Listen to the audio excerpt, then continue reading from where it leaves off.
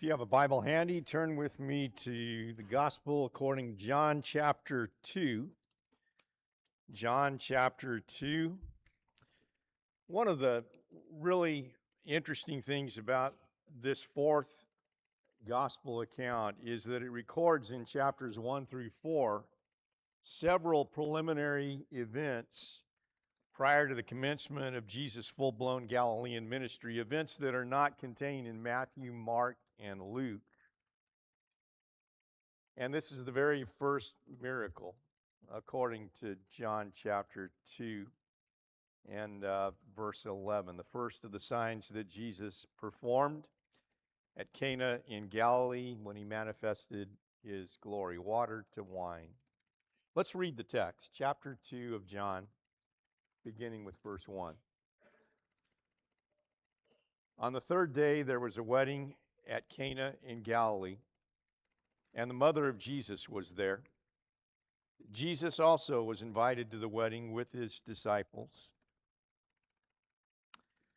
When the wine ran out, the mother of Jesus said to him, "They have no wine." Jesus said to her, "Woman, what does this have to do with me? My hour has not yet come." His mother said to the servants, "Do whatever he tells you."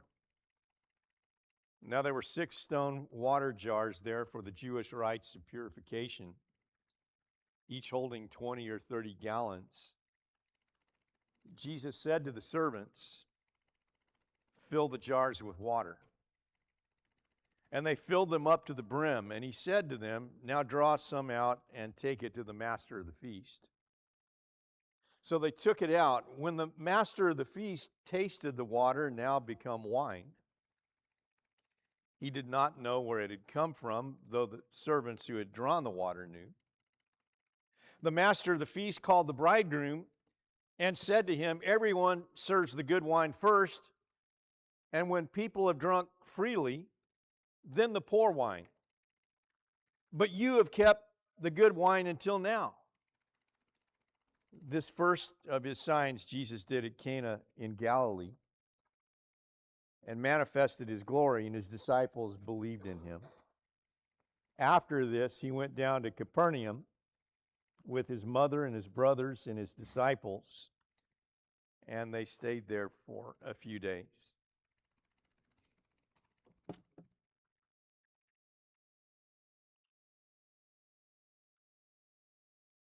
This is what wine containers looked like in that day and age.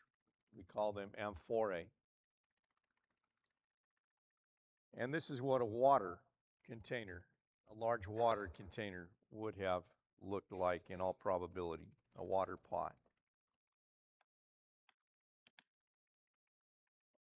Let me clarify one thing. The purpose of this miracle was not to allow a bunch of people who've already drunk freely to get more drunk. If you don't know any other cultural detail about wine drinking in the first century, take note of this. You can look it up on the internet. You can read scholarly articles on this. In the Mediterranean world that was the first century Roman Empire, wine was a table beverage. It sweetened and purified the water. Ancient writers in great multitudes mentioned that what was often referred to as wine was actually a mixture of water and wine. And most often, the predominant ingredient was water. A common fraction was 3 parts water to 1 part wine. Again, you can look that up. There are scholarly articles that deal with it. But as one social commentator has mentioned, it's possible to get drunk drinking a mixed beverage of 3 or 4 parts water to 1 part wine but in all probability, it will affect the bladder long before it affects the mind. When people drank wine straight, which was rarely done, and when they drank to get drunk at banquets, that was frowned upon by people of good morals. It's frowned upon in the New Testament. The New Testament condemns drunkenness, 1 Corinthians 6, 9 through 11. It condemns that kind of symposia or drinking parties. In 1 Peter chapter 4 and verse 3, there are three words that are used, translated in English: orgies, drinking parties, and drunkenness. Condemned. And so again, the purpose of wine so oftentimes in the New Testament was a table beverage mixed predominantly with water to purify the water, to give it a little bit of taste, and not necessarily in any way, shape, or form to get drunk. This miracle happens in Cana of Galilee, up in the upper left-hand side of your map there, north of Nazareth, west of Capernaum, two towns that figure prominently in Jesus' life. And here in John, the 2nd chapter, he turns water into wine, and I want to break this down into three subcategories. Number one, Jesus as a guest. Number two, Jesus as a son. And number three, Jesus as a Savior. Jesus as a guest. Again, chapter 2, 1 and 2. On the third day, there was a wedding at Cana in Galilee, and the mother of Jesus was there. Jesus also was invited to the wedding with his disciples. I want you to take note of that Jesus was open to social occasions. Jesus was not a recluse. You might accuse John the Baptist of being that, not a man of the people, one who we could call a desert rat almost. But Jesus mingled with people, all kinds of people. He was invited to the wedding along with his disciples. But I want you to note that Jesus is not the guest of honor. He's simply on the invitation list here. So often we read of events in the gospel accounts where someone has Jesus and a whole house full of people, and Jesus is the center of everybody's attention. That's not the case on this occasion. And it's not the case because Jesus is not yet the full-blown celebrity that he will become very soon thereafter. His earthly ministry has just started. And there are no miracles yet on his resume. This is the first. So his popularity is not established just yet. Once his popularity is established, his enemies, his foes, are going to use any excuse in the world to debunk him, to discredit him. And I believe that a popular saying among them resulted from events just such as this one. They would say that John the Baptist doesn't like people and Jesus likes people too much. John the Baptist has come eating no bread, drinking no wine, and you say he has a demon. Antisocial. The Son of Man has come eating and drinking, and you say, look at him, a glutton and a drunkard, a friend of tax collectors and sinners. You can't win. If people put the worst sinister, the worst possible interpretation on everything that you do. They condemn John for being antisocial. They condemn Jesus for being too social. He goes to weddings, he drinks, he's a glutton, he's a drunkard, he's a friend of tax collectors and sinners. And again, that saying may have resulted from events just like this one. Eventually, I think the word probably would have gotten out about the turning of water to wine, but whether it did or not, Cana was Nathanael's home. Chapter 21, verse 2, the very one who said, "Can anything good come out of Nazareth?" Cana is just north of Nazareth. Competing towns, rivals, if you will. And those from Cana had nothing kind to say about those from Nazareth. But Jesus' mother is here, and she's made the trek up, evidently from Nazareth. His disciples evidently are there. They've come with him, according to verse 2. Presumably, his brothers are also there. Verse 13 or 12 mentions his brothers and his disciples making the journey down to Capernaum.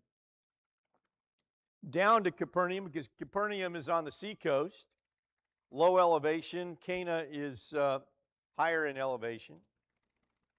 So this probably involves Jesus' brothers, his disciples, his mother, and Jesus himself. His brothers, again, also seem to be part of the festivity. One of the interesting things that some commentaries point out about all of this is that you have in the gospel, according to John, the idea of a new creation. The words "in the beginning," Genesis 1:1, were translated from the original Hebrew into Greek in the Septuagint Greek translation of the Old Testament. And the three words that are translated "in the beginning" are used by John in John 1:1. It's the first words of the gospel according to John. In the beginning was the Word. The Word was with God. The Word was God. He was in the beginning with God. You have the entry of Jesus into this world in an event that is so significant that it's a new beginning, a spiritual beginning for each of us, a new creation, if you will. And you can look at the days of chapter 1. You have the events of John the Baptist beginning with verse 19. After the first 18 verses are a prologue. And then you read verse 29 that says the next day. And you read verse 35 that says the next day. And you read verse 43 that says the next day. And you read verse 1 of chapter 2 on the third day after that.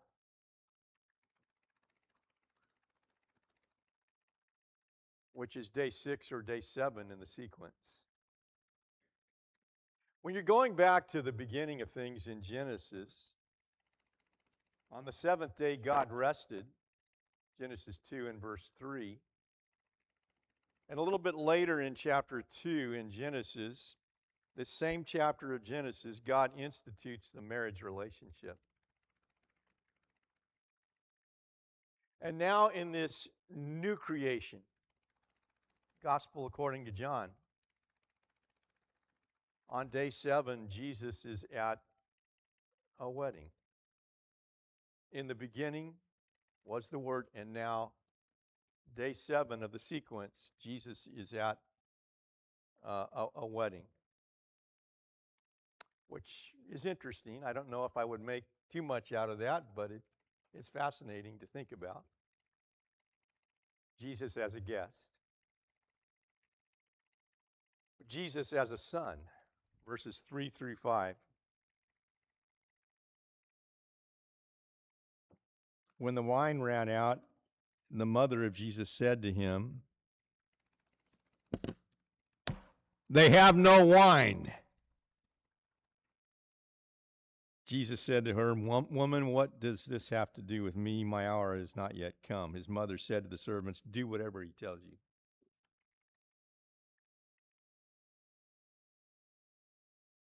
So the wine ran out. Weddings in those days would be more than an hour or two. They would last like a week. And if the wine ran out midway, it would be a major source of embarrassment and shame to the host, which was considered the groom, the one getting married. These days, the bride's family often pays for the wedding, but in those days, it was all about the groom. Major source of shame. If Jesus' close friends and family were involved, and they probably were because Mary seems to be at the center of the action, Mary seems to be taking an active role. So you probably have some very close ties, some interconnections, either familial or close friends. Chances are that they were not the wealthiest people in the world. I would remind you that when Joseph and Mary presented the baby Jesus in the temple, there were sacrifices called for in the law of Moses, particularly a lamb for a baby boy.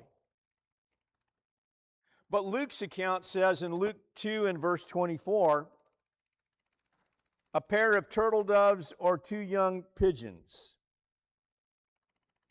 is what they would offer. That was an alternative sacrifice for poor people who could not afford a lamb. Leviticus 12 and verse 8. If she cannot afford a lamb, then a pair of turtle doves and 2 young pigeons. So Jesus and his family were not loaded with money. They were common people.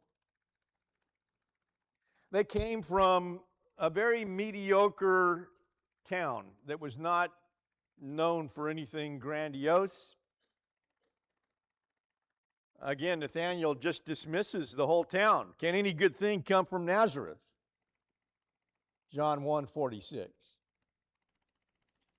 And so even if some folks from Nazareth travel up to Nathanael's own town, Cana, it's not like these people are necessarily wealthy. It may even be that the shortage of wine results from a low-budget feast and the extra pressure of Jesus and his disciples being there. The wine runs out, and Mary, who seems to be an insider, urges Jesus to fix the problem. It may be that Joseph is already gone. Have you noticed that you read about Mary and Joseph in the birth account of Jesus and when they take him to Jerusalem when he's 12 years old in Luke? And then Joseph just kind of disappears from the scene. And Jesus is the carpenter's son, and he's also called the carpenter. May well be at some point that Jesus takes over the carpenter shop. But Joseph is nowhere to be seen during the earthly ministry of Jesus. He's probably dead at this point. So Mary senses a problem. She's an insider. She goes to her oldest son to fix the problem because the husband isn't around in all likelihood. But there may be more to Mary's request than meets the eye. They have no wine. Jesus understood people. In chapter 2, verse 25, the last verse in this chapter, we read that he knew all people, into verse 24, and needed no one to bear witness about man, for he himself knew what was in man. If anyone had supercharged antennas to understand people through and through, Jesus did. Mary was an emotional communicator. When she comes to Jesus exasperated and says, they have no wine, it's like, okay, you read my thoughts and put all the elements together, dot the I's, cross the T's. I am telling you to fix this.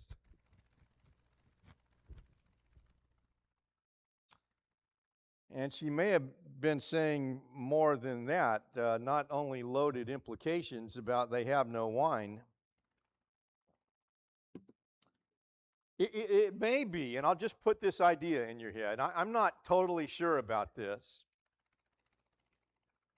But if any person on the face of this earth knew who Jesus really was, Mary did. How can this be, since I am a virgin? Nothing will be impossible with God, is what Gabriel told her. But can you imagine giving birth to a baby boy in Bethlehem and resettling in your hometown of Nazareth, which was a small town where people talk, having been impregnated somehow, some way, prior to the marriage being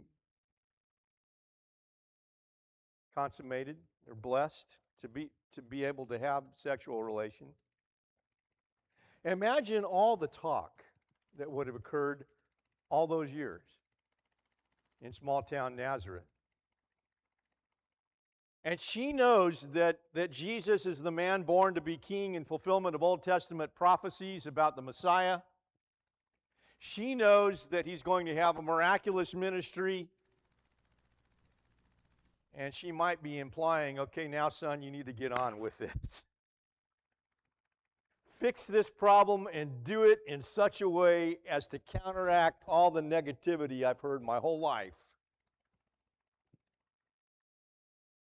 so that people finally know who you are and will acclaim you in all the glory that will counteract all this negative talk.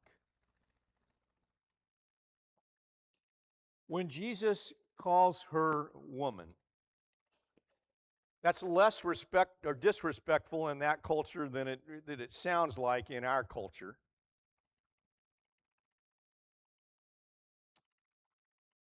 However, there is a degree of psychological distance there.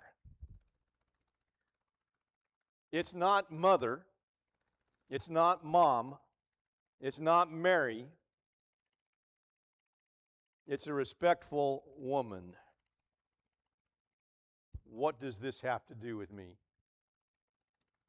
Your agenda is not God's agenda.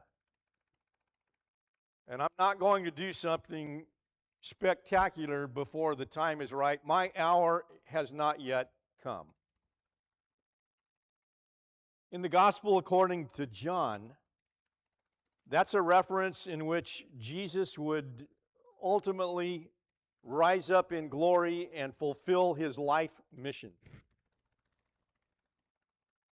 His hour coming is God's timeline, God's agenda, in which that would occur eventually chronologically. In chapter 7 and verse 30, we read, so they were seeking to arrest him, but no one laid a hand on him because his hour had not yet come. In chapter 8 and verse 20, we read, these words he spoke in the treasury as he taught in the temple, but no one arrested him because his hour had not yet come. In chapter 12 and verse 23, same Gospel of John, chapter 12 and verse 23, Jesus answered them, the hour has come for the Son of Man to be glorified.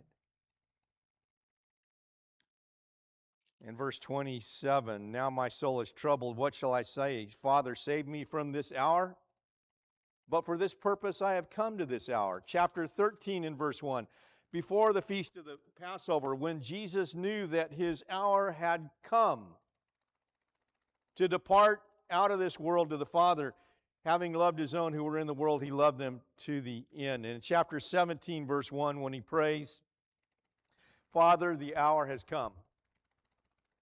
Glorify your Son, that the Son may glorify you. It's interesting that Jesus was the man born in order to die.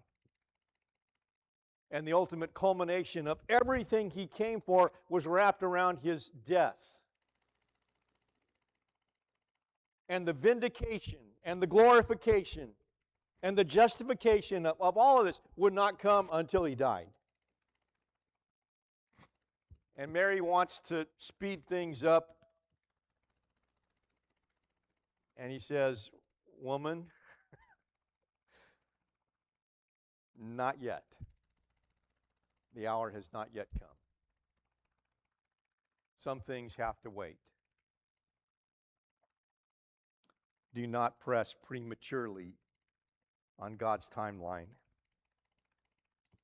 So it may be that Mary wants more from Jesus than he's willing to give at this point.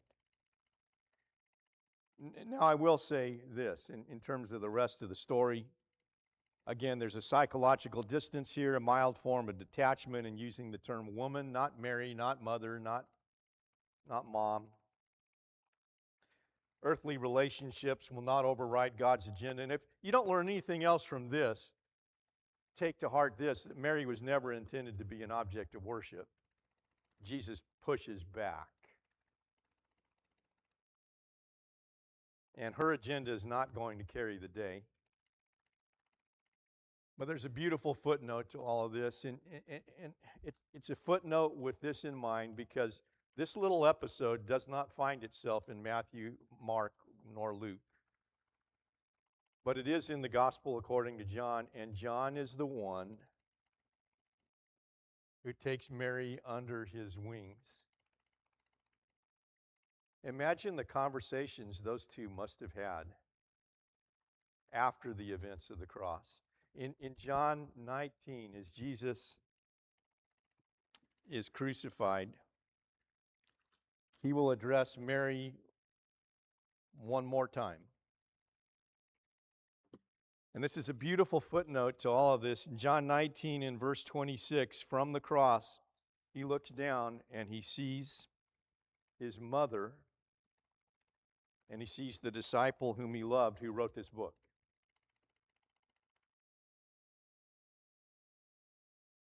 And he said to her, not Mary, not mom, not mother. He looked down and he said to her, woman, behold your son. And then he said to his disciple, behold your mother, entrusting her care to John's keeping. Again, Joseph is not in the picture.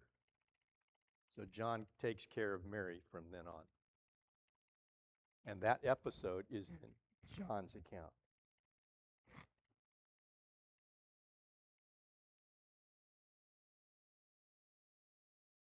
Jesus would say, when I am lifted up from the earth, I will draw all people to myself. That's when his hour would come.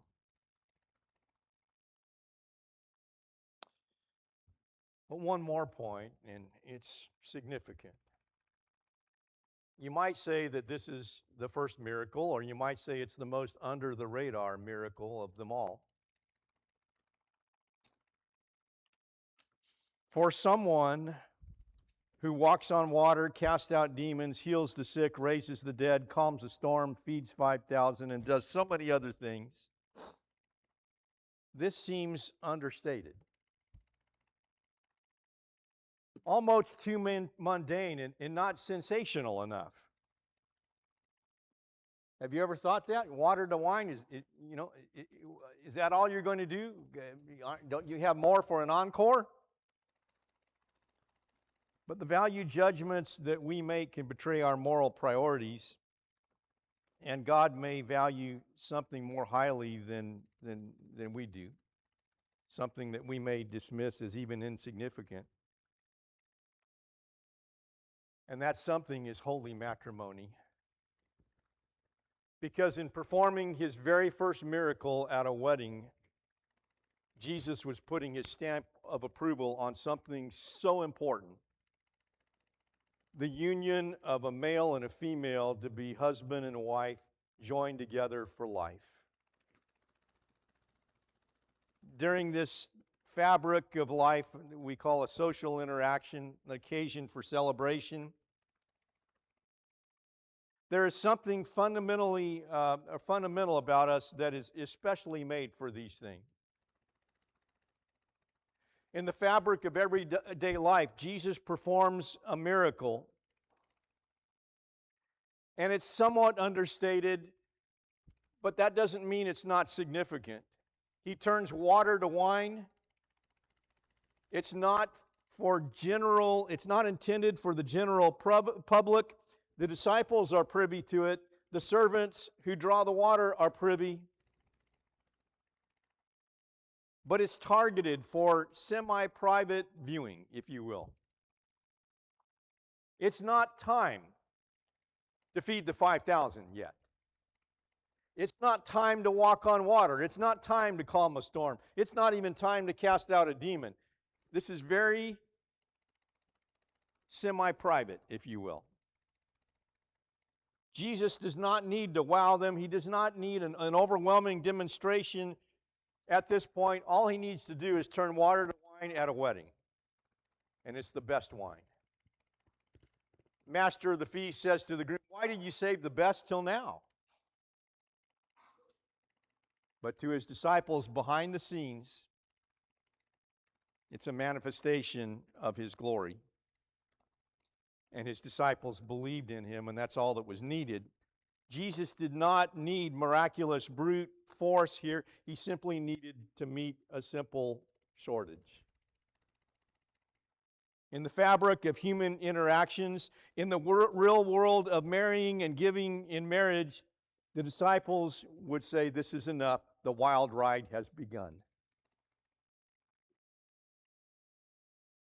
What was the main event that day or that week?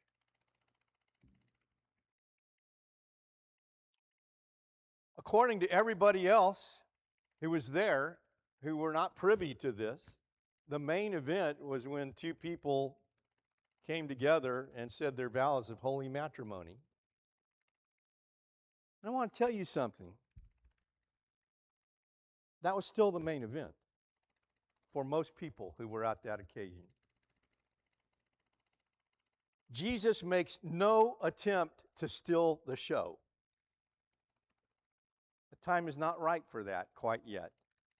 This is a behind-the-scenes miracle. But behind the scenes, behind the main event, there's something significant happening, isn't there? And isn't that how it is?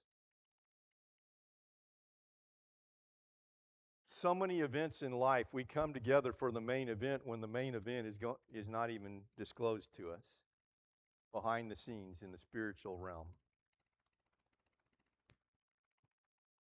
We've got to open our eyes and widen our perspectives. This miracle addresses needs. What created the need? Carelessness, poor planning, poverty, human inadequacy, whatever it was. Who was responsible for the glitch? A bridegroom, evidently. But when Jesus meets the need, he fills the void. He shows us a glimpse of something on a much grander scale. And this miracle transforms an unfortunate circumstance. We go from empty to full. The wine ran out, and now you've got plenty, and it's the best stuff there is. We go from external to internal. Did you notice that? Where did the source of the water come from? From pots of water that were used for the Jewish rites of purification. Have you ever bought liquid of some sort, and on the outside of the container it says, "For external use only"? Or something like, "Not for internal consumption." The water that was in these water pots was for external use only. It was for washing things, for cleaning things, for making things clean that were ceremonially unclean. And that's the water these guys drew from to turn it into the best wine there is. From shame to glory. The embarrassment of running out of wine in a marriage feast, the shame that would be attached to that, and all of a sudden you've got a situation of glory. And from ordinary water to extraordinary wine. But isn't this what Jesus specializes in? He can take your emptiness and make you full.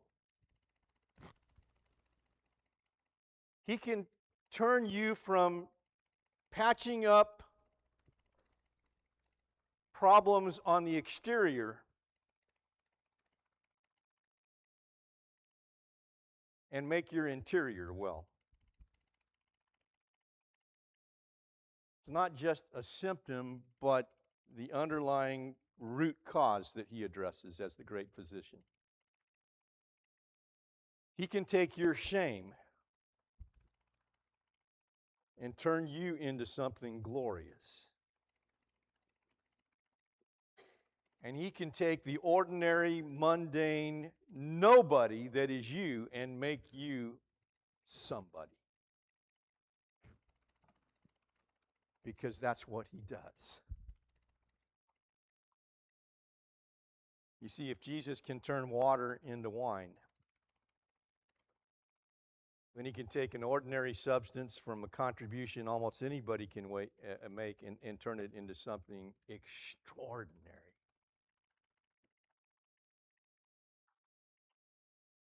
What can he do with you?